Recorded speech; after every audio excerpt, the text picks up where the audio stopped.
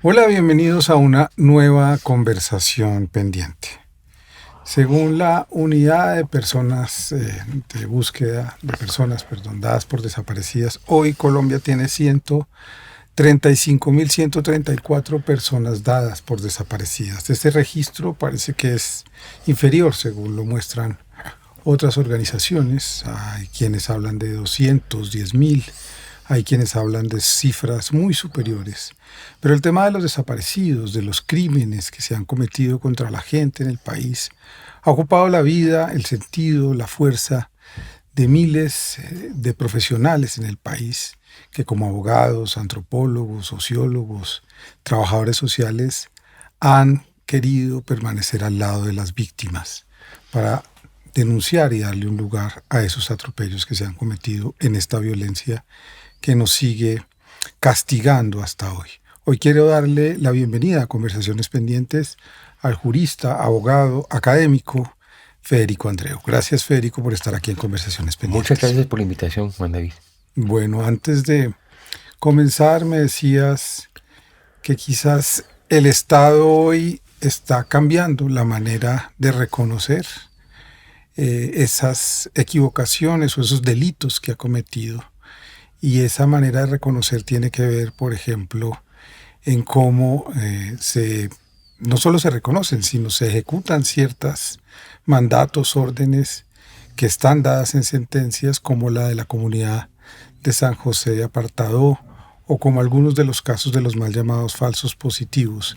Antes de meternos con un tema de tu trabajo, quisiera empezar por ahí. ¿Qué es lo que ha cambiado en este tiempo, tú que llevas 50 años impugnando al Estado a que de alguna manera reconozca de otra manera o cambie su lugar en la manera de denunciar su responsabilidad frente a las violaciones de los derechos humanos en el país? Sí, yo creo que ha habido un cambio muy importante en que se ha registrado pues, en este gobierno realmente, y en lo que atiene a la parte de los litigios internacionales del Estado ante los escenarios como la Comisión Interamericana, la Corte, fundamentalmente a raíz de la llegada del doctor Palomino como director de la Agencia Nacional de Defensa Jurídica del Estado, que es la entidad que representa al Estado en esos litigios. Si uno se retrotrae en el tiempo, cuando se creó el grupo el grupo sobre desaparición forzada de Naciones Unidas, que fue en el 1980,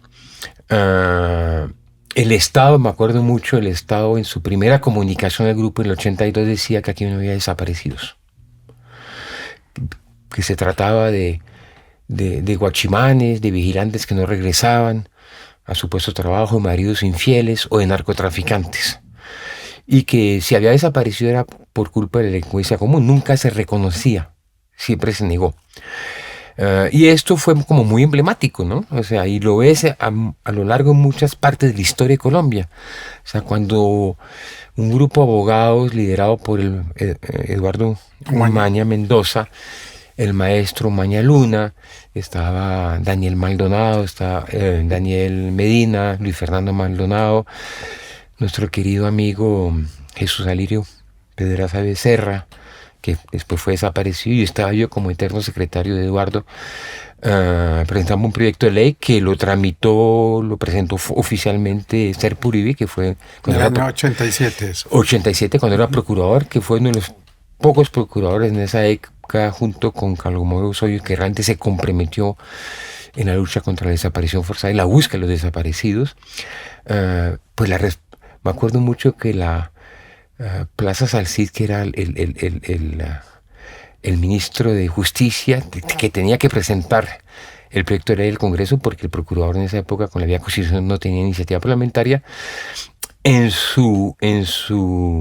considerando, para justificar el proyecto de ley, decía: es importante que lo aprobemos porque para demostrar que aquí no hay desapariciones, aquí, y volvía a la misma narrativa, ¿no? Maridos infieles que no vuelven a la casa, gente que abandonó su puesto de trabajo, etcétera, ¿no? Esto hay un cambio muy grande. Creo que en los últimos años, creo que un punto de inflexión lo marcó obviamente el gobierno Santos con la ley de víctimas, ¿no? Que pasamos de reconocer que sí había un conflicto armado interno, que sí había grave violación de derechos humanos, cosas que se negaban durante el periodo Uribe, que decía que aquí no hay conflicto armado, sino guerra contra el terrorismo, y no había víctimas, ¿no? No había falsos positivos, obviamente, para él. Un reconocimiento, pero eso fue muy gradual, realmente, pero fue un primer punto de inflexión muy importante, yo creo, que después obviamente se desdibujó completamente con la era Duque, ¿sí? Que volvimos al discurso de la narrativa anterior, y con el gobierno Petro sí hay un corte radical. Pero a nivel interno en el Estado se demora un poco hasta un cambio en la administración de la Agencia Nacional de Defensa Jurídica del Estado. Yo quería comenzar por eso, porque pusiste un ejemplo muy concreto en qué significa ese cambio. Y con respecto a la comunidad de San José de Apartadó, comunidad de paz, digamos, desde los años, finales de los años 80, una comunidad que resiste y decide no participar de ninguna parte de los conflictos, ni el militar, ni el paramilitar, y hacer un movimiento de resistencia social con el padre Javier Giraldo, entre otros liderazgos, y que ha pagado con su vida esa resistencia. Nunca se había reconocido como ahora el Estado reconoce. ¿Qué es entonces ese cambio para que la gente pueda entender en qué consiste? Y ya vamos a contar esta historia de una manera más ordenada. La comunidad de paz nació como comunidad oficialmente 96. En marzo del 96, los campesinos de esa región en Urabás, en jurisdicción rural del municipio de Apartadó, deciden declararse neutros en el conflicto, ¿no? Dicen, nosotros no queremos presencia de ningún actor armado. Sea el Estado, la fuerza militar y la policía, sea paramilitares, que están muy vinculados, ni de ninguna guerrilla, ni de nada. Y a partir de ahí, esto fue considerado como una declaratoria de por parte de las fuerzas militares como de simpatía a la guerrilla, lo cual era totalmente absurdo, ¿no es cierto? La comunidad no dejó de transitar nunca ni ningún grupo armado legal o ilegal en el territorio, rechazo al uso de las armas, a la apología de la violencia, etc.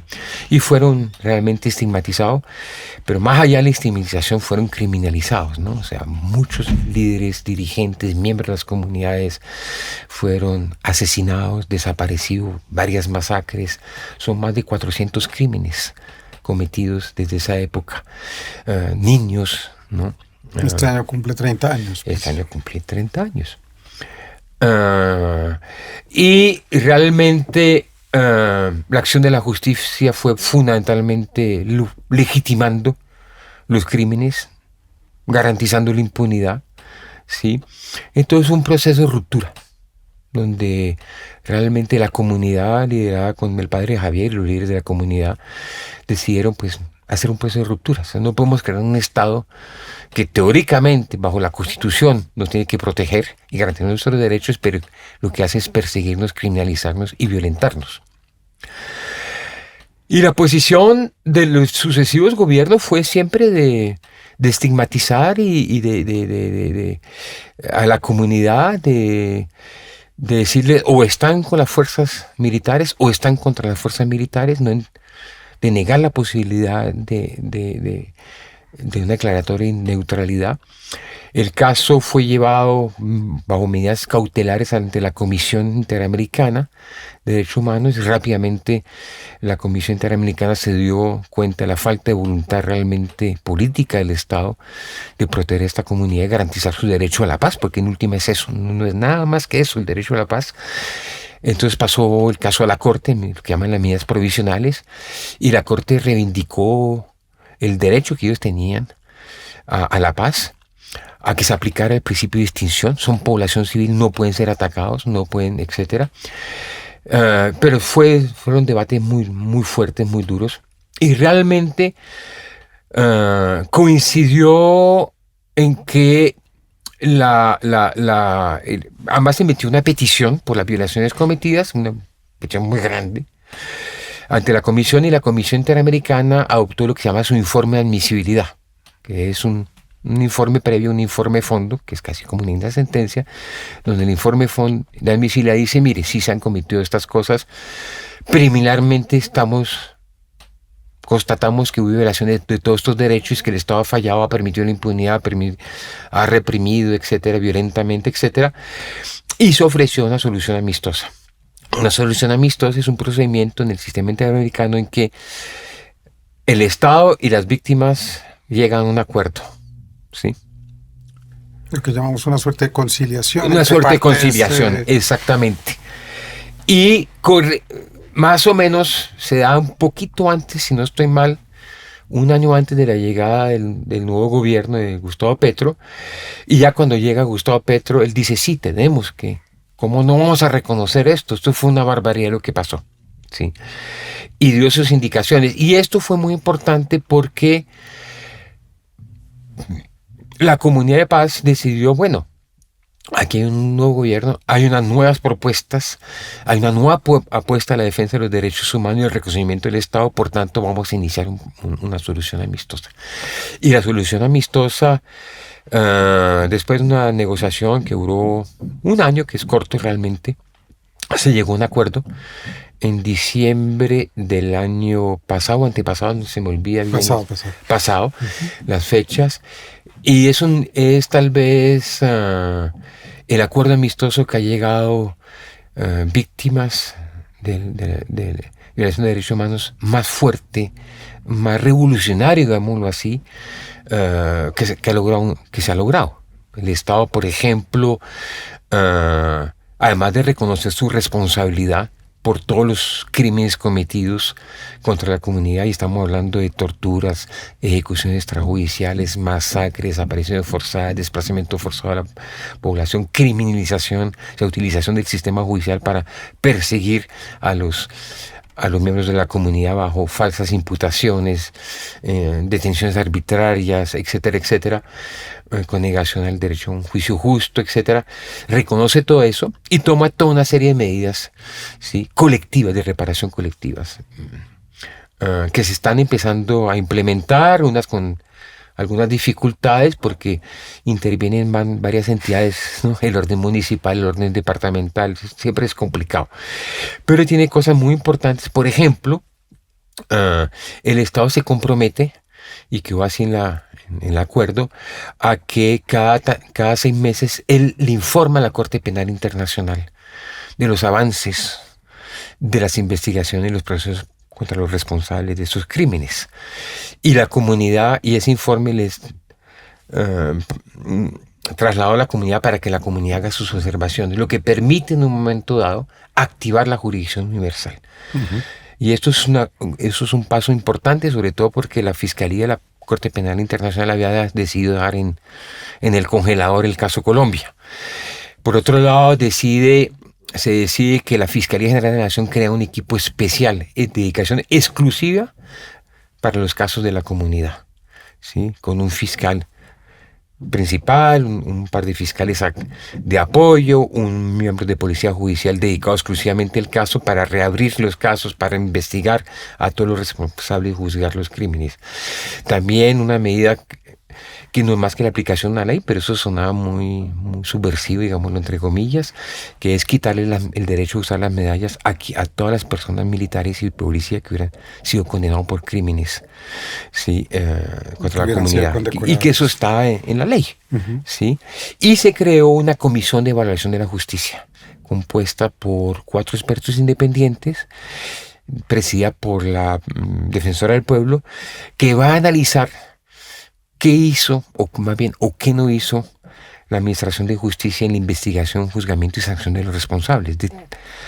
Es un universo 400 crímenes, pero la comunidad escogió 71, y esa comisión hace un análisis para mostrar los patrones de impunidad, todo el tema de la impunidad, y hacer recomendaciones tanto para los casos concretos para superar la impunidad como medidas estructurales, incluso de tipo legal, para que esto no se vuelva a repetir. Eso es totalmente novedoso.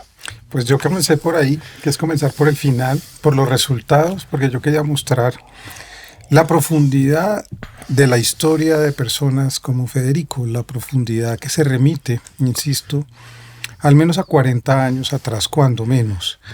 Y esto tiene que ver con algo que le pasa a la gente y te pasó a ti, que tuvo que ver con tu vida. Las causas nacen también de situaciones que tienen que ver con la vida nuestra.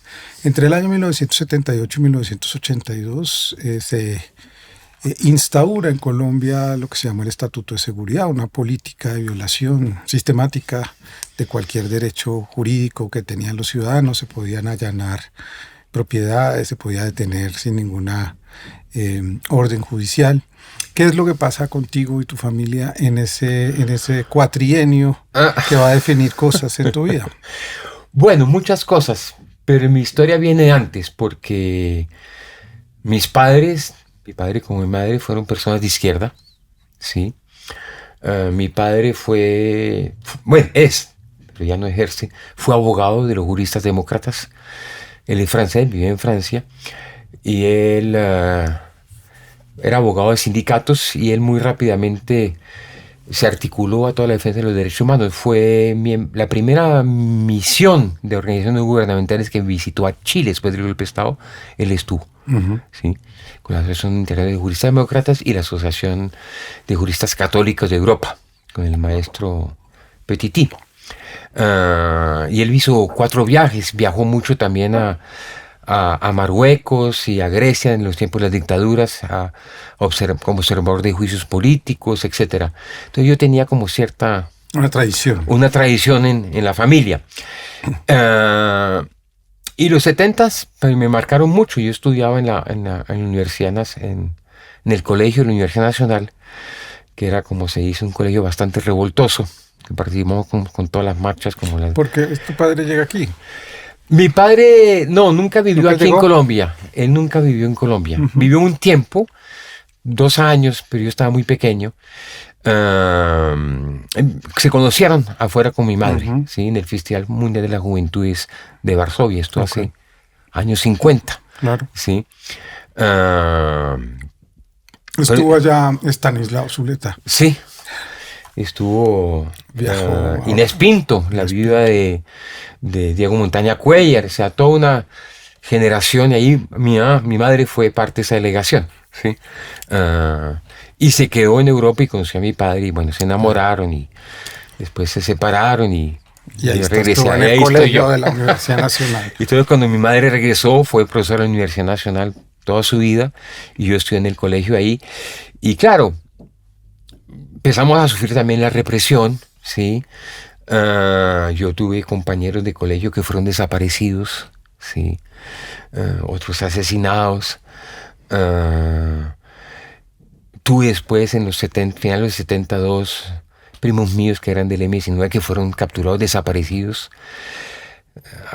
Menos mal, la desaparición fue un temporal, uno de 3 semanas y uno de 1 mes y medio.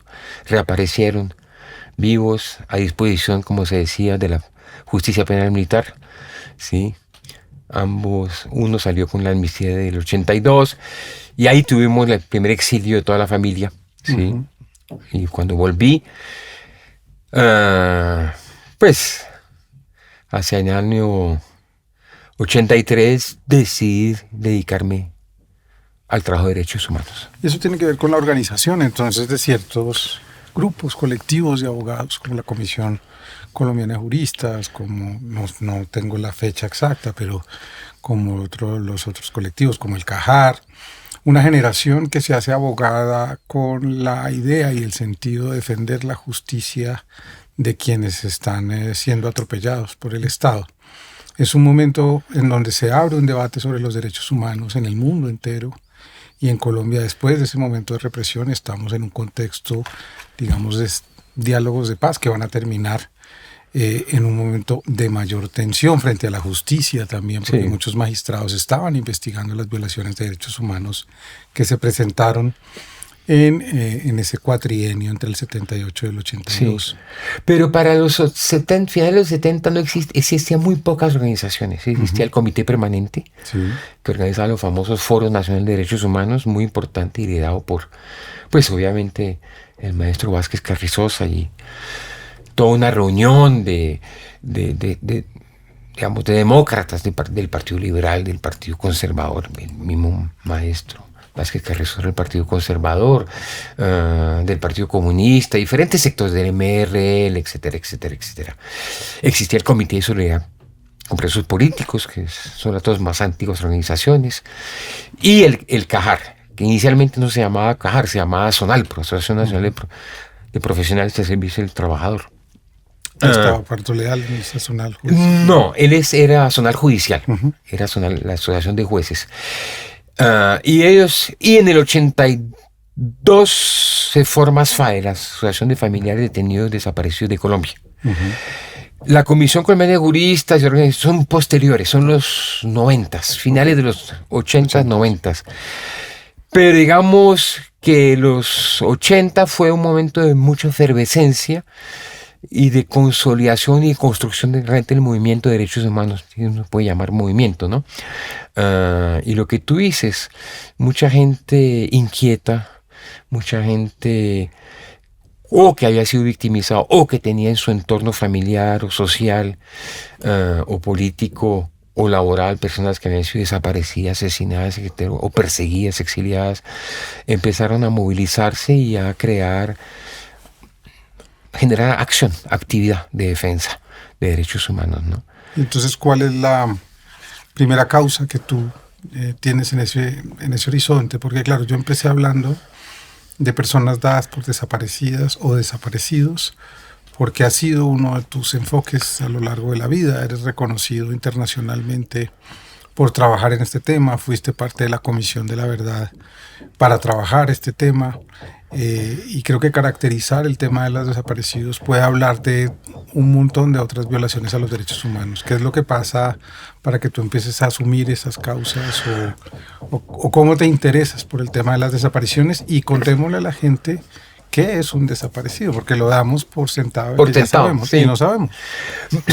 Bueno, las causas son varias, ¿no? O sea, el clima de altísima represión que vivimos en la época del gobierno Turbay Ayala. Ya venían en camino con el gobierno de López Miquelsen, pero pues el Estatuto de Seguridad sí marca un punto de inflexión, o sea, que son plenos poderes a los militares, ¿no? O sea, poderes de, como tú decías, allanamiento, captura, sometimiento a la justicia penal, pero eso podríamos llamar el marco de la represión legal, entre comillas, aunque era ilegal bajo el derecho internacional. Y al mismo tiempo un aumento que se veía menos en las ciudades, ¿sí? Pero en el campo de muchos crímenes, ¿no? Asesinatos, masacres, desapariciones, violaciones sexuales, desplazamiento forzado de población, ¿no? Si uno mira la prensa, los estudios de esa época, es una cosa impresionante, ¿no? Y eso, más el entorno familiar, de los amigos, etcétera, pues la necesidad realmente de luchar por eso. O sea, no es posible que uno viva en un estado supuestamente democrático donde lo que hay es violencia e impunidad al granel. Es imposible. O sea, es como te dijera yo, todos tenemos como bajo la Constitución el derecho a defender los derechos humanos. Yo creo que es casi un deber ciudadano, ¿no es cierto? Es una forma de ayudar a construir una sociedad distinta, donde la violencia y la impunidad no sean los valores regnantes, ¿no? Entonces eso me llevó.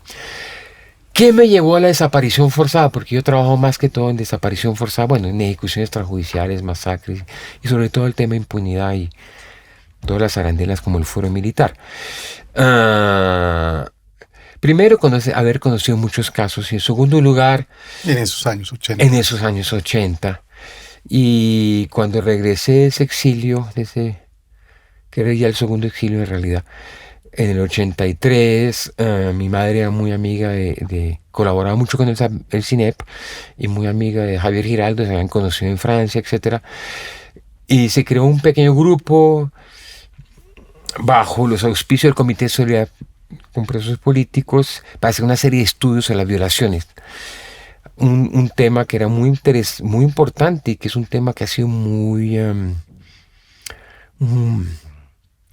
no hace objeto de suficiente atención que es el tema de la limpieza social, Ujú. que fue emergiendo en esa época espantosamente, sobre todo en ciudades como Cali, por ejemplo, ¿sí?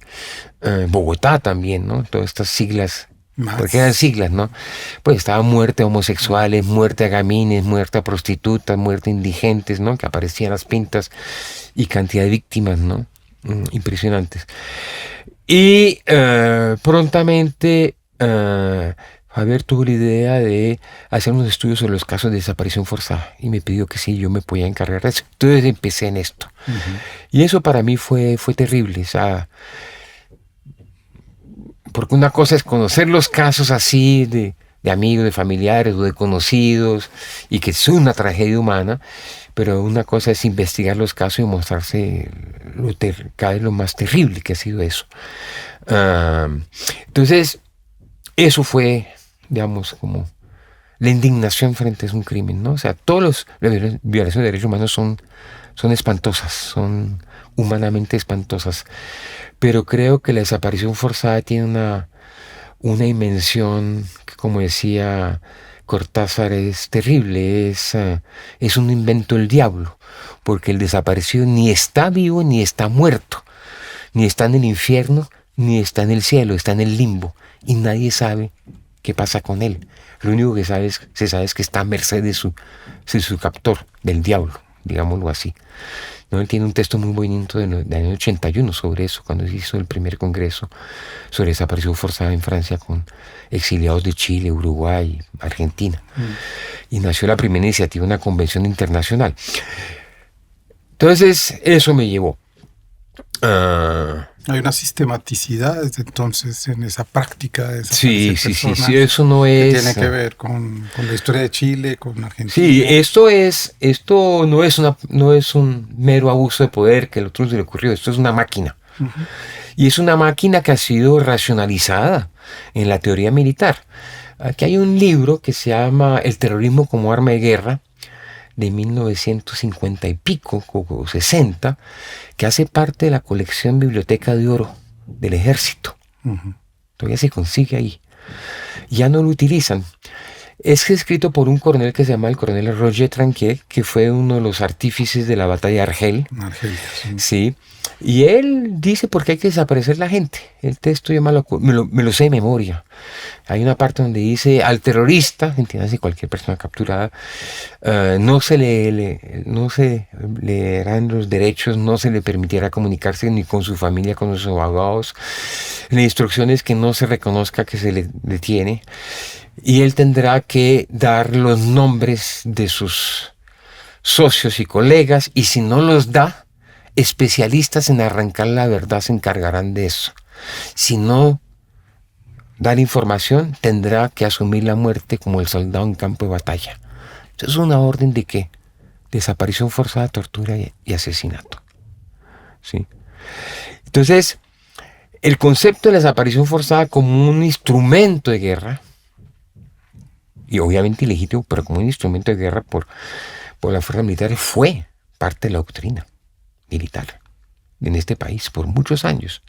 Y uno lo va a ver en manuales de inteligencia de combate que llaman los MIC, donde se dan las órdenes, ¿no? Se captura, se llaman a los especialistas de inteligencia, o sea, le hace el servicio de C2 o B2 de inteligencia del ejército para arrancar la verdad.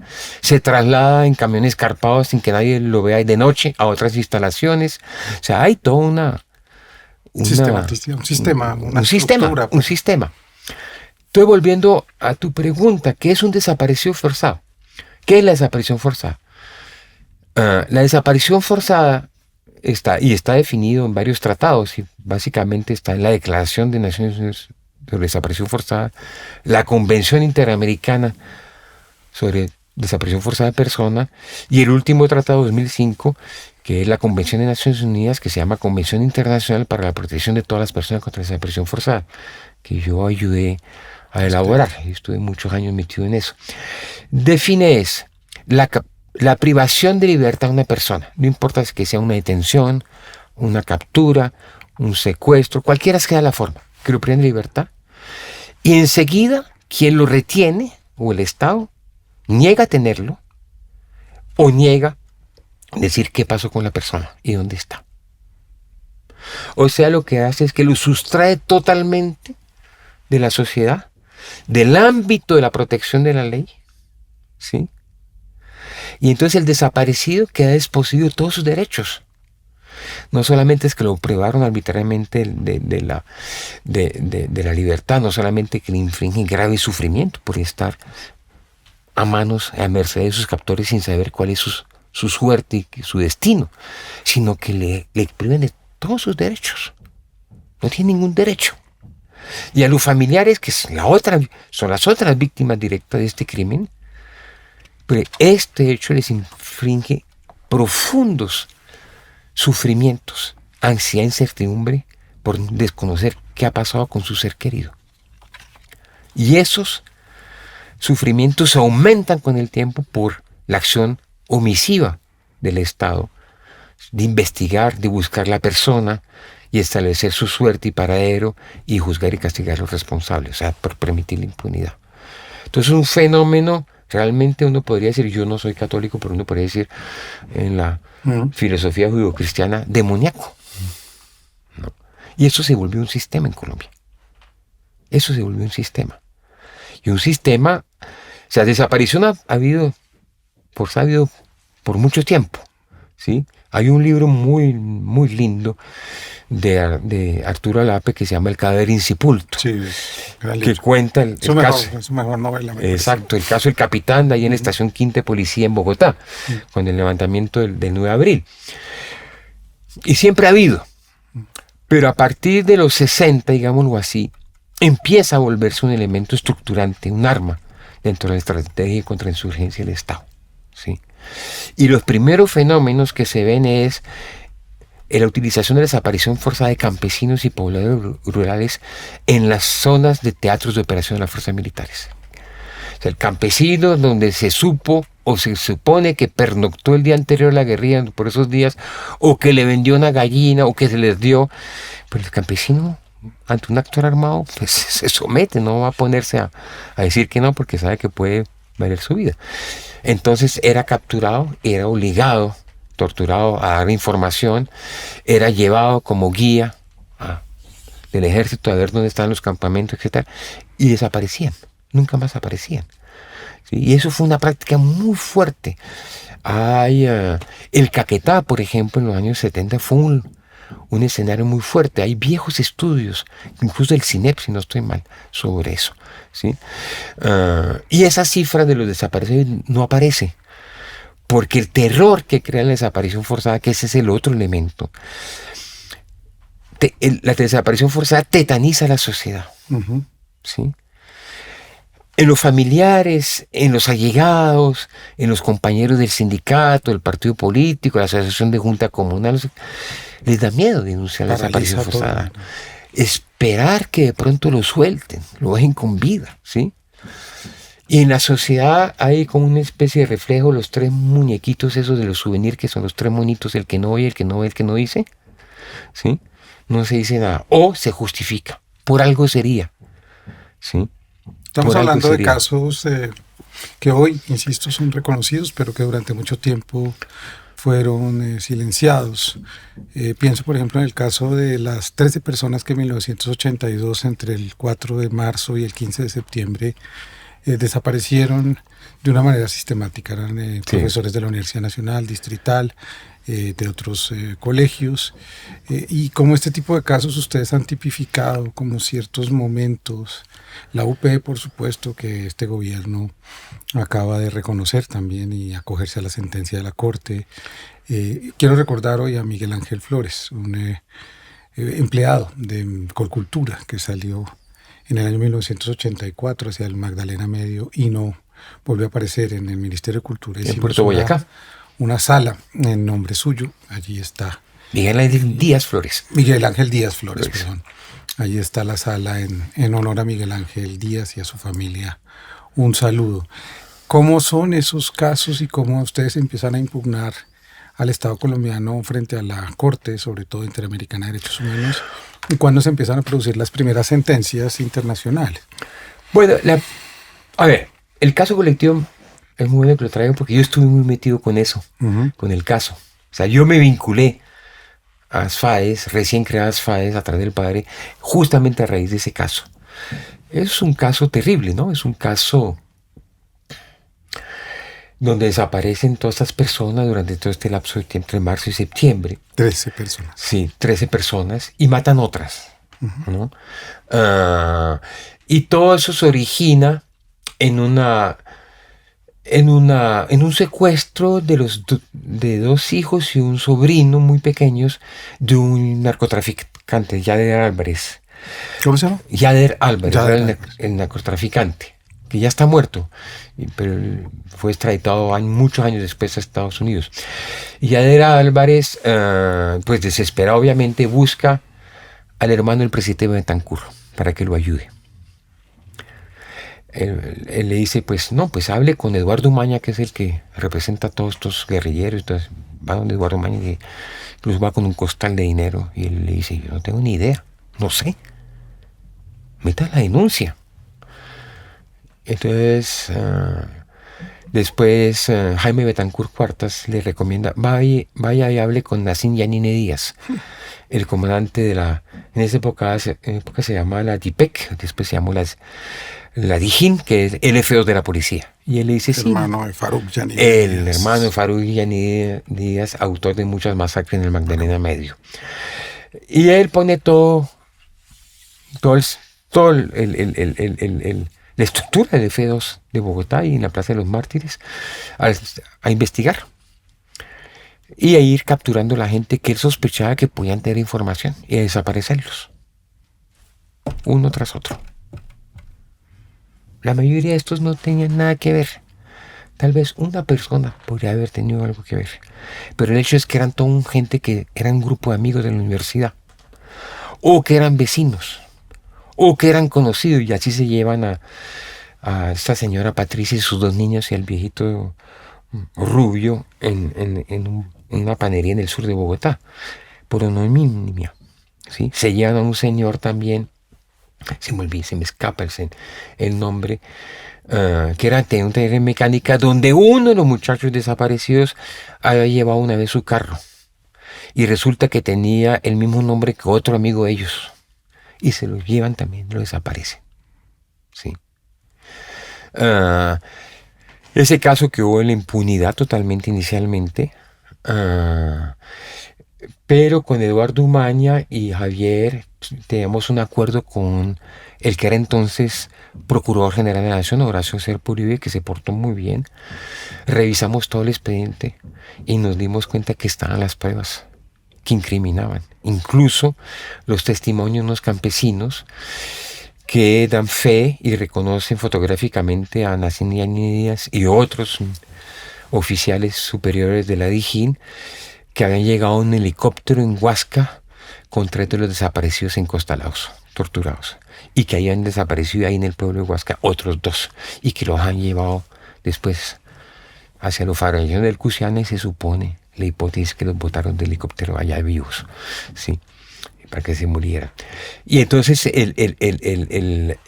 ¿cómo se llama? El procurador Horacio Serpa Uribe reabrió la investigación y hubo condenas disciplinarias.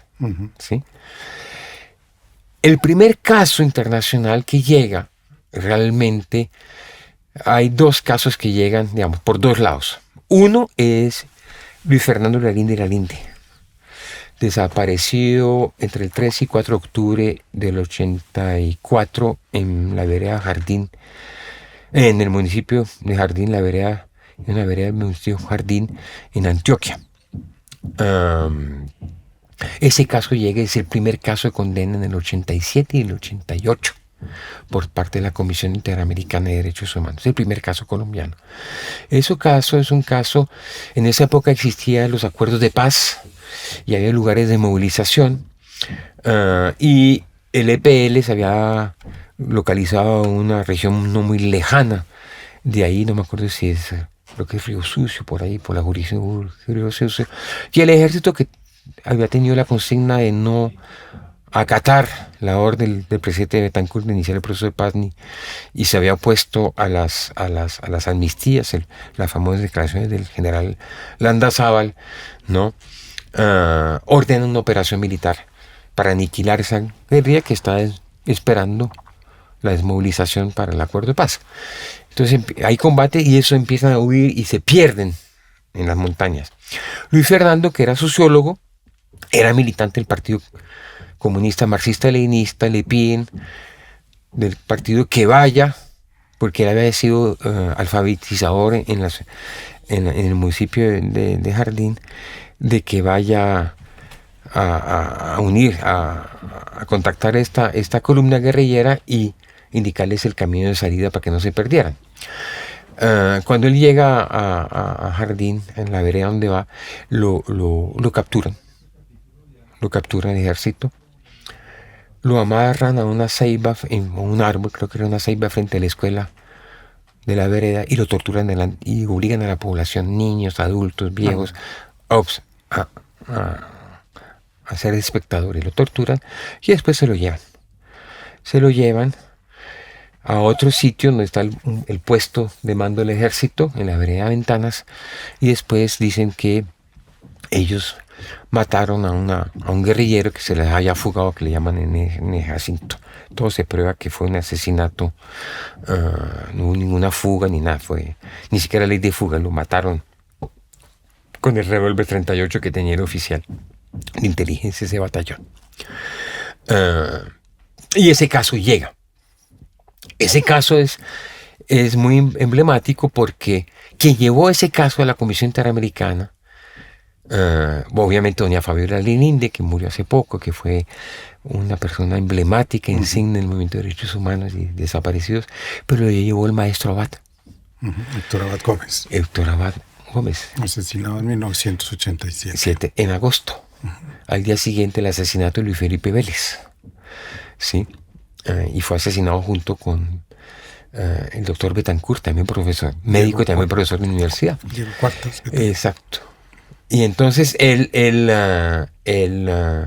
lleva el caso y en agosto lo matan, lo asesinan, ¿no?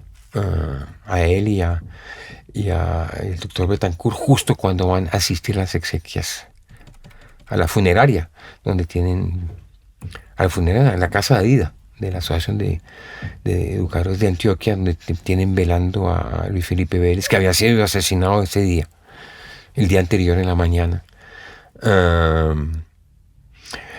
Y entonces corresponde justo en el momento que yo estaba trabajando en desaparición forzada y yo estaba investigando este caso, entre otros casos, y entonces yo me contacto con doña Fabiola y asumo el caso, y seguí con el caso. El caso 1987, la primera sentencia, en septiembre, o sea, un mes después, la primera informe de fondo de la comisión, donde condena el Estado, por captura ilegal, tortura y desaparición. Y como ya en el año que siguió logramos reunir toda la investigación de que sí había sido asesinado, aunque el ejército lo negara, hablara que ellos solamente habían matado en ley de fuga a un supuesto NN alias Jacinto, guerrillero, la comisión cambia su informe de fondo y dice, aquí hubo un asesinato. Entonces lo condena el Estado también por ejecuciones, homicidio. Ese es el primer caso, realmente. Y ahí, para allá empiezan. Y a nivel de Naciones Unidas es el caso de Niña Erika Bautista. Recordamos. Sí. Palacio de Justicia. No es Palacio de Justicia. Ella es año 87. Ajá. Sí. Año 87.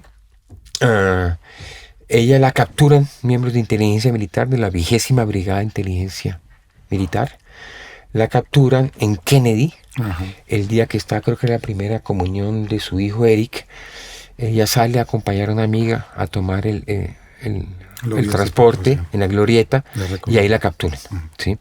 De Cali era ella. Ella había estado antes, desaparecida también en Cali, pero había reaparecido, la habían soltado. Esto fue en Bogotá y entonces la capturan y ese caso se investiga y se lleva porque además hay una particularidad es que esto sucede concomitante a la desaparición de Amparo Tordesilla, que era del EPL, y Carlos Uribe, que era del Partido Comunista Marxista-Leninista, que eran, digamos, los contactos o los mensajeros entre el EPL y el gobierno nacional en las negociaciones, ¿sí? El ejército los captura, ¿sí? Los desaparece en dos operativos distintos. Amparo Tordesilla la van a desaparecer, ¿sí? Le van a asesinar, etc. Y a Carlos se lo llevan a una finca aquí en la sabana de Bogotá, y de noche, todos de noche, sus captores, los militares, reciben por radio teléfono la orden de liquidarlo. Como es de noche, deciden entrar a la casa a sacar un silenciador y lo amarran afuera a un palo de eucalipto, y él logra zafarse y sale corriendo, termina en Skype, se identifica y dice: llame a tal persona de presidencia de la República, yo soy el negociador, y llama al abogado de los desaparecidos, que era Eduardo Maña. Entonces se va a lograr reconstruir. Después Carlos dice: yo no soy capaz de reconocer de día el sitio, pero si me llevan de noche y cierro los ojos, puedo reconstruir el recorrido. Y efectivamente lo reconstruyen y llegan a la finca. Y ahí encuentran a un sargento de inteligencia militar. Y encuentran el carro. Sí.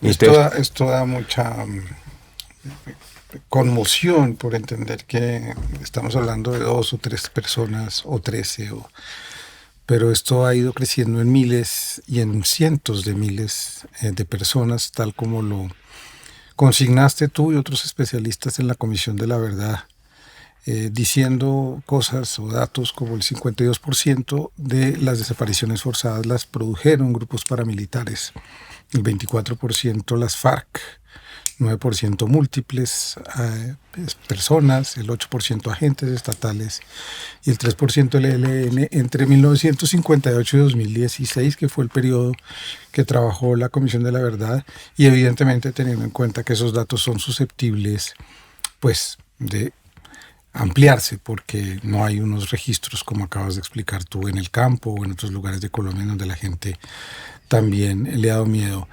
2 preguntas para ir hacia el final de la conversación. La primera es: has hablado, Héctor Abad Gómez, de Eduardo Maña, de tanta gente que ha pagado con su vida. Y me gustaría hablar de esas personas que, como tú, por fortuna tú estás aquí con nosotros, y para tus hijas y tu familia y tus hijos, pero muchos otros no están aquí y han pagado con su vida el precio de defender, acompañar desde la democracia, nunca empuñando un arma, nunca instigando a la violencia. ¿Qué piensas de todos esos amigos, amigas que han tenido que pagar con su vida el precio de defender estas injusticias que se han perpetrado en el país? Bueno, tal vez una cosita antes para terminarte lo de Nidia. Entonces, ese caso terminó el Comité de Derechos Humanos. Y es el primer caso del Comité de Derechos Humanos de Naciones Unidas donde condenan a Colombia por desaparición forzada. ¿Cuántas condenas tiene Colombia? En el Comité de Derechos Humanos tiene en total todos los casos, porque la gente va muy poco al Comité de Derechos Humanos de Naciones, tendrá unos 30 casos. En su inmensa mayoría son casos de desaparición forzada, ejecución extrajudicial, masacres, ¿no? Está el caso de Niña Erika Bautista, está el caso de los mamos arhuacos. Yo también llevé el caso de Niña Erika junto con Eduardo. Está el caso de los Ascaño Coronel, también lo llevé. O sea, hay varios casos. La Comisión Interamericana sí tiene mucho más casos, porque la gente ha ido mucho más. Yo no sé cuántos eran, pero es una cosa abrumadora. Lo otro es el tema de las estadísticas. Yo soy muy escéptico frente a esa estadística. Yo creo que el nivel de desaparición forzada cometido por miembros del ejército es mucho más alto. Yo creo que entre el ejército y los paramilitares estamos hablando fácilmente un 70%. Yo lo junté, digo, Sí, 8% son más 52 sí. paramilitares, son un 60%, pero Sí. sí, claro, puede ser más. Y porque te lo digo porque yo me acuerdo cuando yo también trabajé un tiempo haciendo un libro para el Centro de Memoria Histórica, cuando estaba Gonzalo Gonzalo. Sánchez sobre desaparición forzada, salió un tomo sobre eso. Cuando vi la metodología que aplicaron en el observatorio, era que si no había condena de un militar, entonces Ajá. no sé, decía, bueno, no pidan eso, porque pues este es el reino de la impunidad, Dios mío, ¿sí? En Colombia tenemos sentencias penales nacionales, no llegan a 300, no llegan a 300 en caso de desaparición forzada. Y en todos esos años, eso es irrisorio, Ah, irrisorio. Y en el caso de las guerrillas, sí, las guerrillas cometieron desapariciones, pero sobre todo lo que cometieron fue secuestro y asesinato. y asesinato y después denegación. ¿Sí? Hay un caso que es dramático, es el caso de los esposos Angulo, aquí cerquita en La Calera, ¿no? Se los desaparece, cobran no sé cuántas veces el rescate y después nunca los entrega. Y dicen, no, se nos fueron, Jugaron. los liberamos, pero ya encontraron a uno de los dos, ¿sí? Ah, sí, los compañeros para mí ha sido una historia, digamos, te digo, muy dura, porque una gran parte de todos los amigos míos y mis maestros, porque yo tuve muchos maestros como Eduardo. Eduardo, como el maestro Maña, pues fueron o asesinados o desaparecidos, ¿no?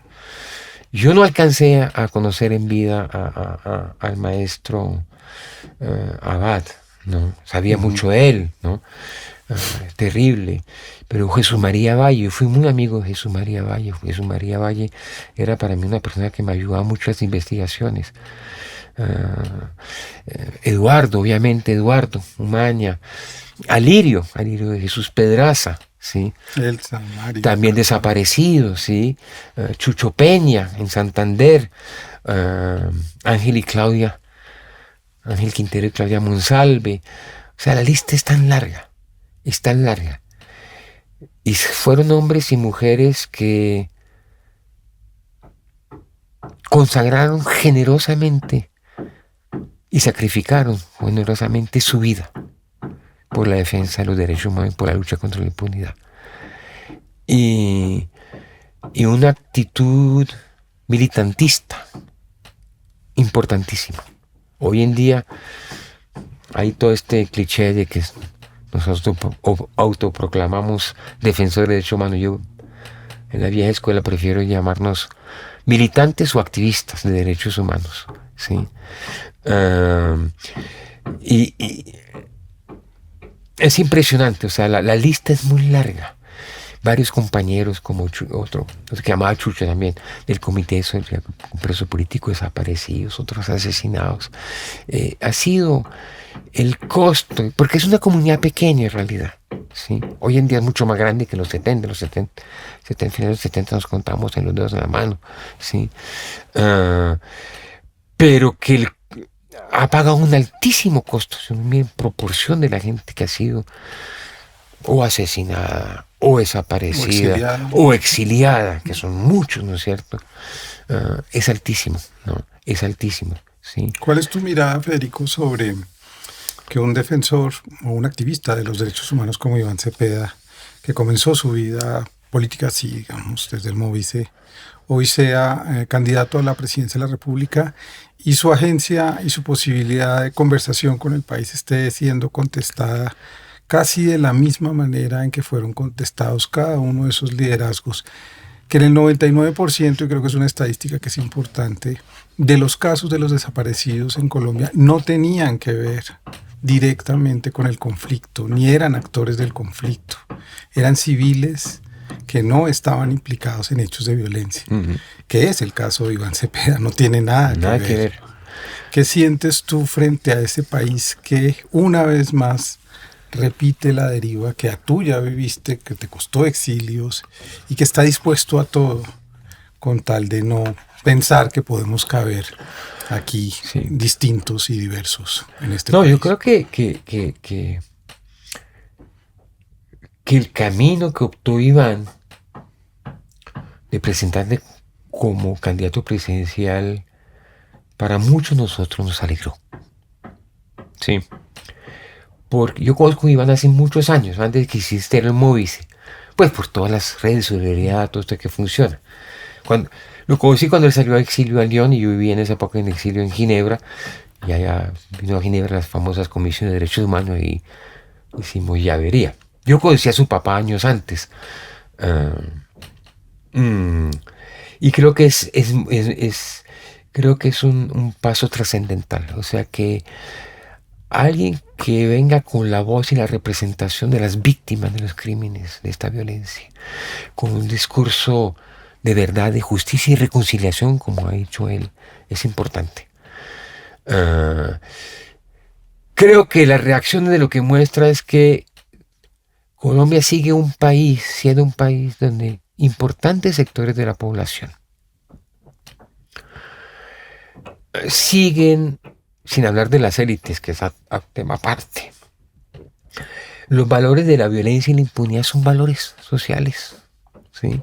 Es que eso uno lo mira en lo micro, ¿sí? Aquí nomás, Choachí, La Calera, aquí, detrás de estos cerros. Un vecino que sabe que le están robando su ganado, que no sé qué, busca el de la policía montan una cosa para capturarlo y como dicen, lo resolvemos y aparece con la jeta abierta llena de moscas en otro municipio. O sea, es la cultura de que la violencia y la impunidad es un valor que da réditos. Y tú lo ves en muchas partes. Yo me acuerdo, yo tuve que investigar una serie de casos de asesinatos y desapariciones por la zona de Villarrica, Icononso, el Carmen de Picalá. Sí, entrevisté gente en esa época. Eso hace mucho, como 30 años. Sí, y me acuerdo mucho, o sea, me acuerdo un señor, un cafetero rico, que me decía, tipo muy decente, me decía, no, imagínese muchacho, que es que yo tenía un torito aquí que yo alquilaba para montar las vacas y se me desapareció y apareció ni el cuero, la huesamenta nomás. Y yo pensé que era que las FARC, entonces yo fui a hablar con la FARC y yo, no, fulanito, nosotros no somos así, se lo compramos, pero no. Nosotros no queremos indisponernos con la gente. Entonces fue donde el juez municipal, por un promiscuo municipal, y el juez le dijo, no, fulanito, eso no. No insista, eso no, se quedó así. Esa es la forma de resolver, limpiar la cosa. Hable con mi comandante de la policía. Entonces fui a hablar con el capitán, que era el jefe de la estación de la policía de ese municipio. Le dijo, no, fulanito, eso no meta ni la demanda ni la denuncia, eso no vale la pena. Le voy a dar una tarjeta, llame a mi mayor del ejército en Tolemaita. Y el mayor le dijo, listo. Déjeme mandar unos 3 o 4 hombres míos vestidos de paisano, usted dice que son trabajadores suyos, y le limpiamos la región. Entonces él me buscó. ¿Qué hacía? Yo le dije, mire, usted se mete en eso. Primero, eso es criminal. Pero usted se mete en eso, usted va a quedar de por vida atado a eso, a seguir cometiendo esos crímenes. Usted verá. El viejo decidió no hacerlo. ¿Sí? Pero esto demuestra la lógica. ¿Sí? O como los tenderos que deciden contratar a bandas criminales o delincuencia común o paramilitares o incluso guerrilla. Es una cultura. Entonces eso es uno de los grandes desafíos. Es un tema de construcción de cultura política que eso se demora. Creo que ha habido pasos, como te decía, yo creo que un primer punto de inflexión importante fue el gobierno de Santos en ese sentido, por la ley de víctima, por el acuerdo de paz. Creo que el gobierno de Petro sí ha sido un paso superior, pero falta todavía, y creo que una persona como Iván sí va a poder potencializar más, pero aún así es cuarto de año, son nada. Frente a las élites tradicionales, ves que han estado vinculados al terror. O sea, todavía que estemos discutiendo si hay falsos positivos o no, ¿sí? Cosas tan patéticas como la de Polo Polo o la Cabal, o cuestionando las estadísticas de la JEP que son minimalistas frente al fenómeno, ¿sí? Que muéstrenme la lista dónde están. Dios mío, ¿sí? Que justificando lo injustificable, ¿sí? Y que permiten discursos tan primarios, tan cavernícolas como los de vamos a destripar a toda la izquierda, ¿sí? Creo que es un campanazo fuerte frente a los inmensos desafíos que tiene cualquier nuevo presidente, en particular un presidente progresista, que tiene una alianza muy interesante como gente como de los sectores de los verdes, como de los liberales con Cristo, etcétera, etcétera, pero sobre todo que pueda galvanizar todo un sector de opinión, ¿sí? Que lo que hay que defender son valores democráticos. La vida. La vida. La paz. La paz, la vida inherente, la tolerancia, ¿sí? Y que eso, plomo y plomo, impunidad no ha servido. Llevamos décadas y décadas en eso, ¿sí? Y creo que eso ha sido fundamental, y por eso uno ve que en el debate político pues no hay ninguna propuestas por parte de los otros actores políticos, ¿no? Son muy pocos.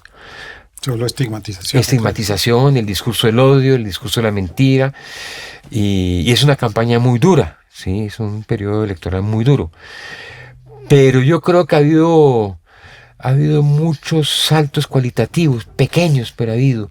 Creo que el impacto, por ejemplo, de la ley de víctimas, la misma jurisdicción especial para la paz, de justicia y paz, la anterior, ¿no es cierto?, que sigue activa. A pesar de toda la impunidad que hubo, reveló mucha verdad. Y uno lo ve en el comportamiento electoral en la costa, ¿no es cierto? Uno lo ve en el comportamiento electoral de la costa, ¿no? O sea, que el pacto hubiera sacado tanta cosa, o los verdes, o partidos como el de Caicedo, todo esto. Eso muestra un avance. Lo de Nariño, en muchas cosas. Bueno, todo el tema hoy en día con este gobierno, con distribución de tierras y otras cosas, la gente se da cuenta que la vida puede ser distinta, y debe ser distinta. Yo creo que eso es un punto a favor de un cambio, o la permanencia de un cambio. Pues Federico, ojalá, y la vida es distinta gracias a personas como tú, a tu generación, a la generación de mis padres, a la generación que ha luchado desde la democracia por abrir un camino de convivencia, de paz, en donde los derechos humanos, no como una entelequia, sino como el derecho a existir tranquilamente, a no ser atropellado, a no ser desplazado, a no ser masacrado, a no ser estigmatizado por lo que uno piensa, sean parte de nuestra vida social. Gracias por estar aquí en Conversaciones Pendientes. Gracias a ti, muy honrado de estar acá.